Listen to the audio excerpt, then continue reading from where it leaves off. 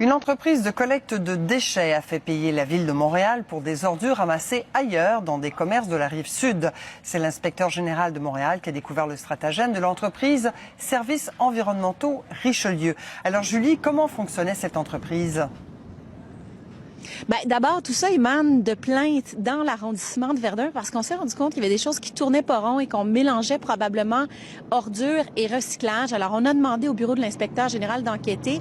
Et là, ce qu'on s'est rendu compte, c'est que parce que l'entreprise est payée au poids, si vous voulez, des déchets, elle remplissait essentiellement ses camions, mais pas juste avec les ordures des citoyens de la ville, de l'arrondissement de Verdun ou du Sud-Ouest, avec des ordures industrielles, mais aussi en s'alimentant de commerces sur la Rive-Sud, de Brossard, Longueuil, Saint-Basile, Carignan. Et donc, que la ville de Montréal, finalement, non seulement payait en double sa facture, mais aussi ses commerces ou villes.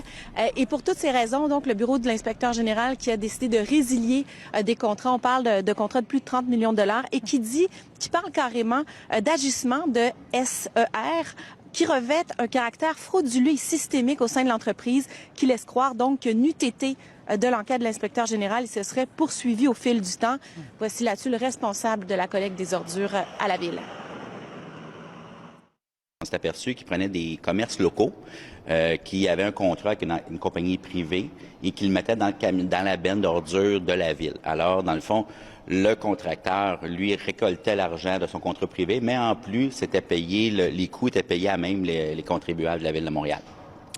Suite à ça, on a visité le bureau de l'inspecteur général, qui, lui, a fait une enquête beaucoup plus approfondie avec des GPS et tout ça, puis pour s'apercevoir que finalement, les camions partaient de la Rive-Sud, faisaient quelques commerces, des restaurants, entre autres, et remplissaient la benne, arrivaient à Verdun, sur une balance qui fonctionnait pas de temps en temps. Alors, il n'y avait pas la surveillance adéquate.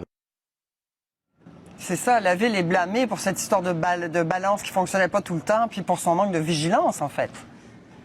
Ouais, elle n'est pas blanche du tout parce que non seulement donc il y avait cette balance effectivement qui ne fonctionnait pas, mais en plus on n'a pas vérifié le système de GPS et on aurait pu voir justement que les choses ne tournaient pas rond. Donc ça, l'inspecteur général le souligne. La ville dit qu'elle va faire des correctifs importants et faire une reddition de comptes beaucoup plus serrée, si vous voulez. Évidemment, s'assurer que la balance fonctionne bien.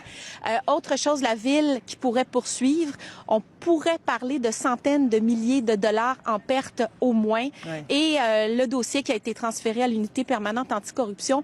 Pourquoi? Entre autres, pour voir s'il n'y a pas un stratagème plus global dans toute cette industrie de la collecte des ordures. Julie Marceau, au siège de l'entreprise d'ailleurs, à Belleuil. Merci beaucoup. Au revoir. Je vous en prie.